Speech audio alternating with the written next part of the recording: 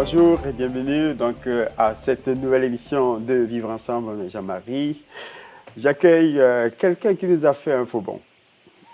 Tenez-vous tranquille, un grand artiste qui, décidément, je dis, mais l'art c'est bien, mais c'est encore mieux en le pratiquant, mais pas en chanson, bien entendu.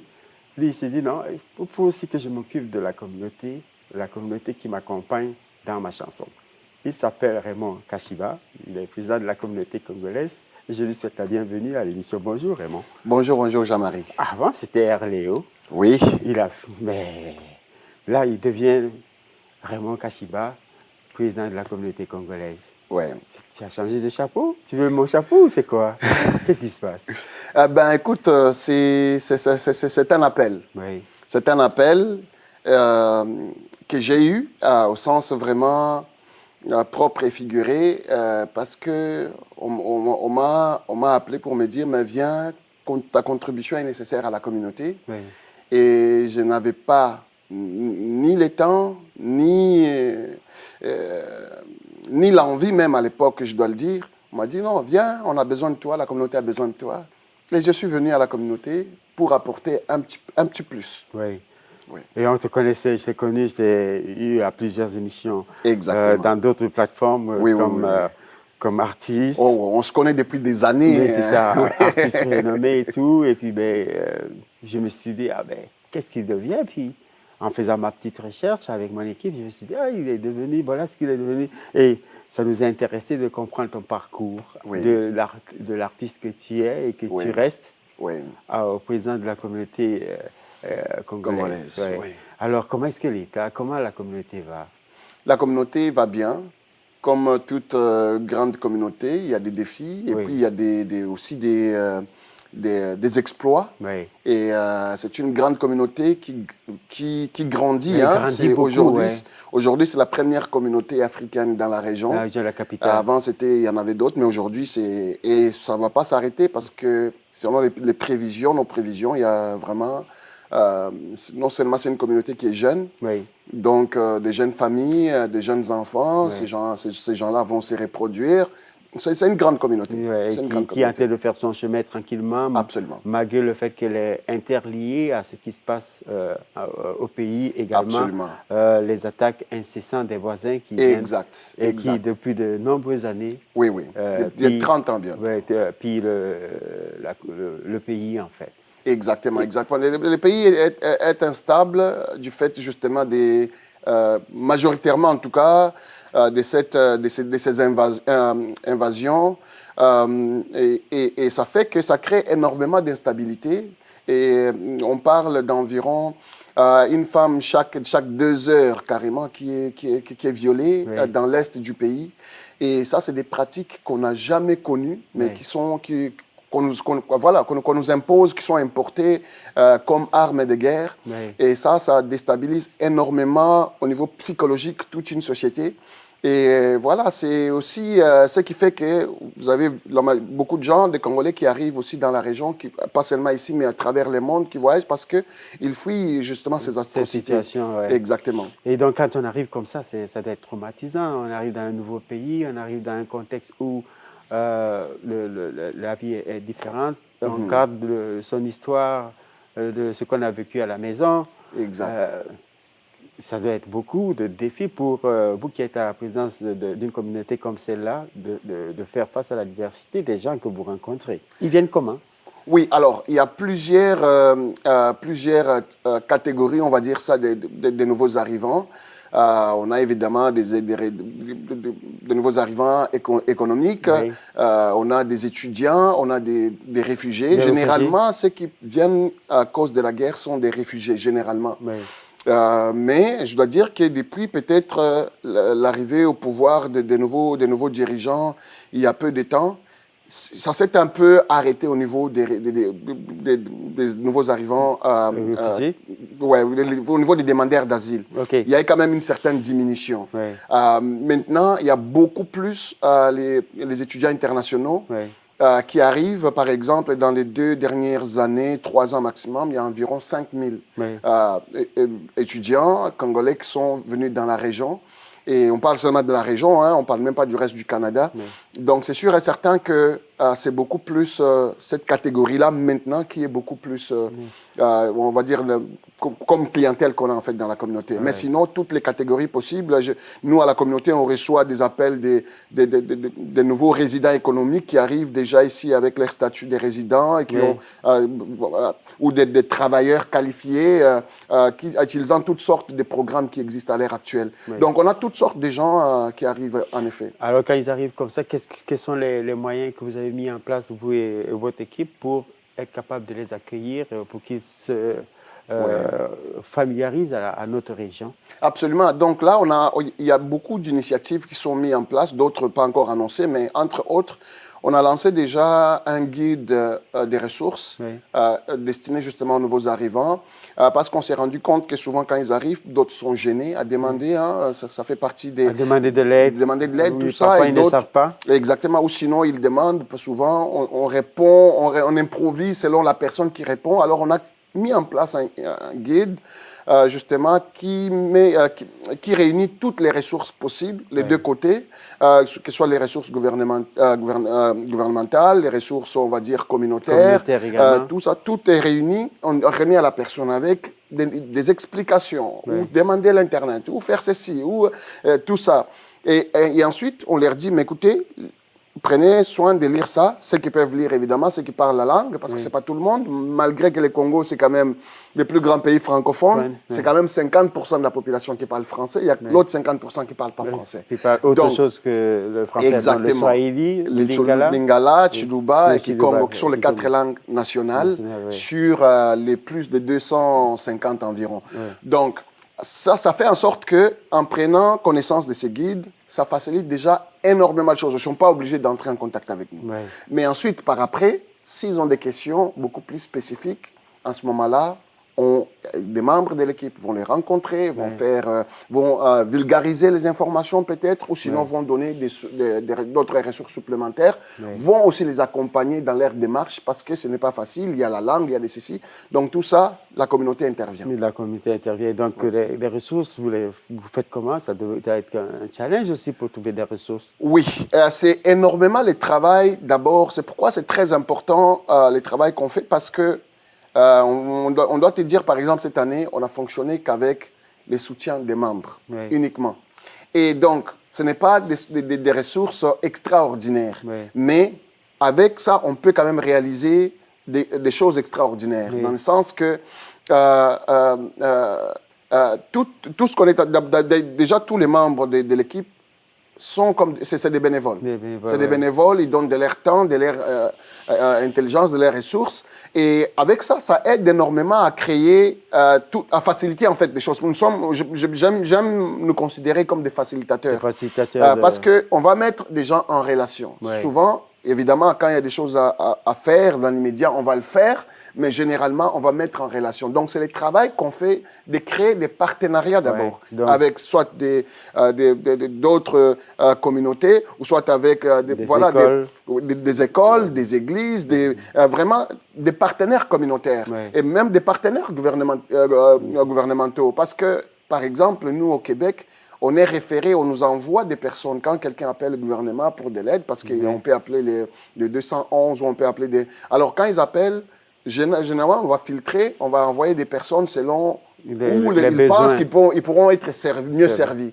Et on nous envoie ces personnes, soit parce qu'ils sont congolais, soit parce qu'ils ne parlent pas la langue, soit, etc. Et nous, on prend soin de ces personnes-là. Donc, on a quand même les gens qui nous sont redirigés. Vous êtes un centre d'aiguillage, d'accompagnement et de liaison, en fait. Absolument, et surtout des liaisons. Mais on fait, et ce travail des liaisons, là, la façon qu'on le fait, c'est qu'on fait quand même l'analyse des besoins de la personne et on juge s'il faut qu'on donne le soutien à l'interne ou sinon s'il faut qu'on voit avec des partenaires, quel partenaire il faut qui approprié pour la personne. Tout ça, c'est que parfois on lance simplement parce qu'on a quand même un outil de communication interne qui est un groupe WhatsApp qui réunit quand même près de 1000 Congolais dans la région. On peut lancer aussi juste un appel. Parfois, il y a des gens qui vont répondre rapidement pour apporter un soutien à un membre. Donc la communauté, en fait, se prend en main et utilise les moyens, non seulement les réseaux sociaux et tout, pour être capable de subvenir aux besoins de nouvelles personnes etc. Absolument. Ceux qui sont là un peu plus longtemps, quelle est leur implication dans cet accompagnement-là? Donc j'imagine que toi et ton équipe, vous faites partie de ceux-là. Mais peut-être d'autres, quel genre de contribution et d'apport qu'ils jouent, quel rôle ils jouent dans la réussite de l'insertion des nouveaux Congolais? Ah oui, oui. Alors ça, c'est un peu le rôle de la communauté. C'est que, vous savez, avec les défis et surtout quand une communauté existe aussi longtemps, parfois, avec peut-être des modèles de gestion du passé, les gens peuvent peut-être se décourager. C'est pourquoi il y a énormément de gens dans le passé qui sont arrivés ici depuis très longtemps, qui ne sont pas majoritairement impliqués dans la communauté. Peut-être c'est le moment de leur lancer l'appel alors. Exactement. De leur dire que... Oui, oui. Non, mais on a commencé vraiment ça et la communauté est en train d'être ressuscitée. Et parce que il y a 2 ans, par exemple, il y a 3 ans, tout le monde avait carrément démissionné, il n'y en avait plus. Il y avait l'ancien président Didier, par exemple, qui était seul. Il n'y avait pas des gens autour.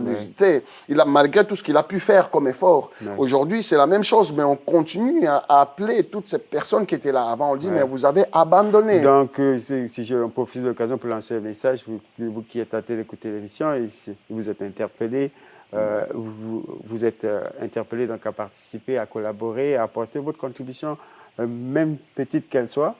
Absolument. Vous pouvez conduire, vous pouvez être chauffeur des personnes, Exactement. Vous pouvez être tuteur pour les devoirs, etc.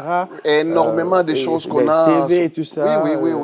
La compréhension culturelle, etc. Exactement. Il y a tellement de choses Juste la à faire. participation aux réunions, à des ateliers de sensibilisation, les animés. On a beaucoup de professeurs. La majorité de nos vieux, on va dire ça comme ça, qui sont arrivés bien avant, c'est que c'était des générations où il y avait des gens qui étudiaient, qui passaient énormément de temps sur les bancs de l'école, qui ont acquis des grands diplômes, qui ont fait des grandes études. Et justement, cette génération-là, ils ont énormément de choses à apporter à la communauté. Donc, toutes sortes d'ateliers, de sensibilisation, ils peuvent les animer, en fait. Ils ont la compétence et l'expérience qu'il faut. Et donc, on va, peut-être, avec ta permission, on va prendre une courte pause. Oui, le temps de revenir donc maintenant à la deuxième partie de l'émission avec les facteurs de vivre ensemble, comment est-ce que ça se fait, comment est-ce que c'est vécu individuellement, professionnellement et par rapport à ton organisme et tout. Et donc, on vous demande de rester là dans quelques minutes, le temps de prendre une courte pause. Revenez-nous, on continue la discussion avec Raymond Kashimba, donc, qui est président de la communauté congolaise. Ne quittez pas, tout de suite.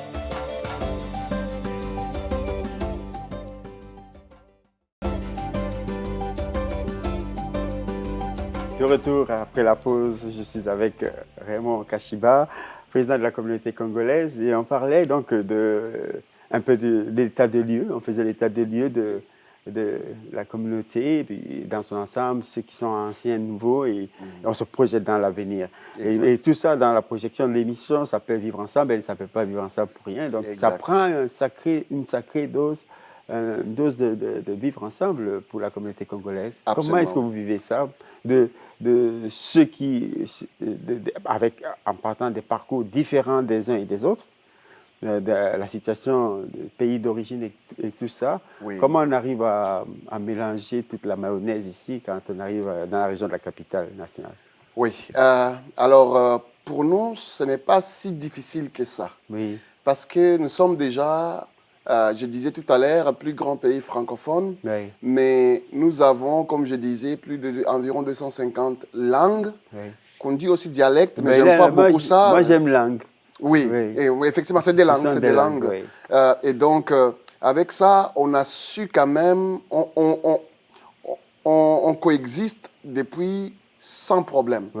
On n'a jamais eu des problèmes de minorité, majorité.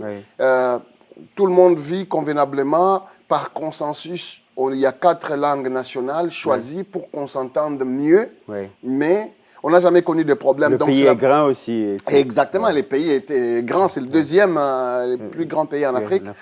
Et puis bon, en ce moment-là, quand on arrive dans un autre pays comme ici, on est déjà habitué à vivre ensemble. Déjà, c'est notre façon d'être. On vit je ne vais pas dire pas à cause des autres, mais on vit avec les autres. Oui, en de toutes les considérant façons. que les autres sont là. Exactement. Ouais. On a toujours été comme ça. Donc, c'est vraiment automatique. On n'y pense même pas, en fait. Et donc, ça, c'est quand même la partie la plus facile, on va dire, de la chose. Maintenant, évidemment, il y a toujours, on va dire, il y a des spécificités qui peuvent entrer en jeu, à laquelle il faut maintenant s'accorder par rapport, par exemple, on arrive dans une société comme la nôtre ici aujourd'hui, et puis on arrive avec nos us et coutumes, et justement, on se dit, mais comment on va coexister sans, en fait, on peut coexister parce que tant qu'on nos coutumes, nos traditions n'infreignent pas la loi, on peut coexister sans problème, ça ne pose pas de problème. Et donc, quels sont les défis que vous avez constatés comme leader de la communauté? Qu'est-ce que vous avez observé par rapport au vivre ensemble, les choses qui peuvent faire des obstacles pour que la cohésion se passe bien? Alors, pour la cohésion, je pense que notre communauté n'a jamais encore été impliquée. J'aime pas les mots intégration ou même inclusion, mais ce sont les étapes qu'on peut considérer. N'a jamais été vraiment intégrée comme structure. Il y a des individus qui sont totalement intégrés, totalement inclus, mais comme structure, la communauté n'a jamais été vraiment intégrée. Et c'est notre devoir, c'est notre mission actuellement de faire intégrer notre communauté. Pourquoi elle n'a pas été intégrée? Ça c'est un peu notre faute à nous-mêmes. Ce n'est pas, on ne peut pas accuser les autorités ou même les publics canadiens pour ça, c'est nous-mêmes. On n'a pas été, on ne s'est pas suffisamment approché des autres. Ou bien on ne s'est pas approché de la meilleure façon.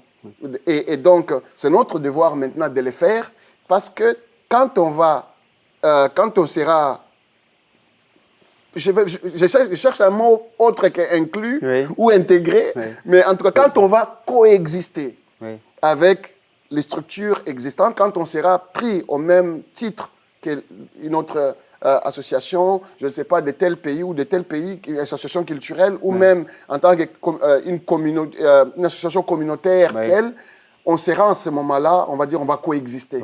Il y a trois formes d'insertion communautaire. Il y a le social, l'intégration sociale, l'intégration économique et l'intégration politique. Je pense que votre communauté, elle a presque les trois. Non. C'est la perception. C'est la perception. C'est la perception. On est encore très loin. On est très loin. Exemple, on commence à avoir à peine quelques, on va dire, conseils municipaux ici et là, comme par exemple à Longueuil, peut-être, je ne sais pas, au Québec, ici et là. En dehors de ça, quel poste, par exemple, politique qu'on occupe réellement? On n'en a aucun. Et on peut avoir... Alors là, ça vous interpelle, ça? Absolument. L'intégration politique. Absolument, parce qu'on n'est pas intégré politiquement si vous n'avez pas de modèle, en fait. Et on n'en a pas. On n'en a pas. Les modèles actuellement sont au niveau de quelques timidement conseillers municipaux qu'on peut avoir ici et là, mais on est très loin par rapport quand on va se comparer avec d'autres communautés. En tout cas, pour une communauté qui prétend être la première africaine dans la région, on s'entend quand même à beaucoup mieux. Il y a des petites communautés qui ont des députés au niveau fédéral, provincial, qui sont impliqués en termes, parce que puisqu'on parle de l'intégration politique, mais on n'en a pas. Et ça doit être interpellant. En tant que président d'une communauté, c'est interpellant. Ça nous dit, mais qu'est-ce qu'on doit faire pour faire en sorte qu'on coexiste, pour qu'on soit pleinement intégré, pleinement membre d'une société, parce qu'on n'est pas pleinement membre s'il y a des opportunités qui nous échappent. Et je vois votre enthousiasme. Donc, j'imagine que vous et votre équipe, vous avez mis en place des mécanismes pour rentrer en contact avec certains organismes qui sont peut-être plus outillés dans certains de ces domaines, pour avoir soit un accompagnement, un encadrement avec ces organismes. Oui, non, c'est sûr, il faut travailler avec des partenaires dans tous les domaines. Il faut travailler avec des partenaires. Moi, je suis quelqu'un dont c'est ma vision. Il faut travailler avec des partenaires. Mais je pense quand même qu'il y a des prérequis pour une communauté, parce que même un partenaire, vous n'allez pas juste devoir « aide-moi à faire ça ». Qu'est-ce que vous êtes en mesure de faire d'abord par vous-même? Par vous-même, Et ça, moi, je suis dans cet état d'esprit-là. qu'est-ce qu'on fait par nous-mêmes? Quel prérequis on doit avoir? Quel préalable on doit avoir pour dire que, ben voilà, on est arrivé à ce stade-là. Maintenant, on a besoin de votre soutien pour faciliter aussi aux partenaires le travail. Le travail, oui. Et c'est vraiment dans cet état d'esprit-là, je pense qu'il y a des travails énormes à faire Oui. à notre niveau. Et on en fait, on n'est pas gêné de le dire, comme je l'ai dit, parce qu'on n'est pas gêné non plus de faire le travail. Oui. On va le faire, mais ensuite viendra l'étape où on ira voir aussi d'autres, en effet. Ouais, vous avez dit tout à l'heure que vous n'avez pas le mot intégration, mais bon, si des mots existent, Exact, il faut les exact. utiliser. Exact. Pour certains, vivre ensemble égale intégration. Oui. Pour d'autres, c'est l'inclusion. Exact. Alors, ces deux mots ne vous satisfont pas.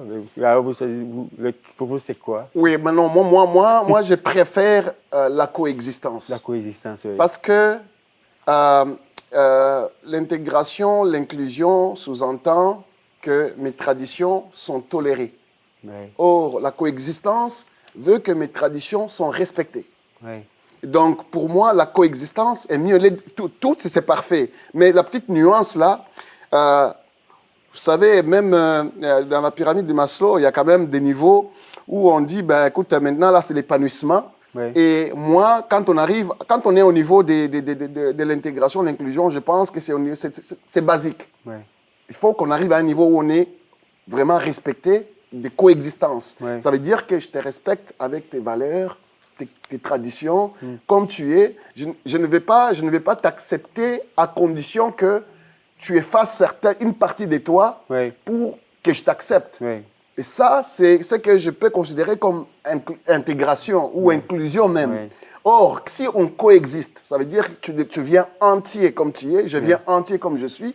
Il y a l'espace suffisant pour que toi et moi, on soit à mesure de faire des choses. Dans le vivre ensemble, c'est l'héritage que l'on transmet à l'autre. Exact. Et le vivre ensemble, c'est aussi le projet que l'on construit avec l'autre. Exactement. Mais quelles sont les limites, selon vous, aussi, il y a des limites au vivre ensemble, alors, dans cette transmission-là? Oui. Alors, les limites, honnêtement, je ne sais pas s'il y a des limites au vivre ensemble. Tant qu'il y a les respects mutuels, Oui.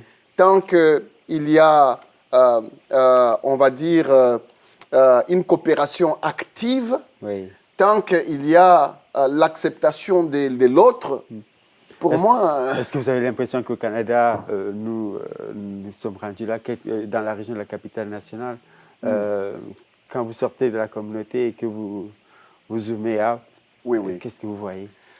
Mais comme je disais un peu plus tôt, c'est que on n'est pas encore... Je vais faire une petite confidence, peut-être que je ne devrais pas. On a rencontré des autorités fédérales il n'y a pas si longtemps. On est parti, on a dit, ben écoute, nous avons la perception que le Canada nous traite comme des personnes de seconde zone.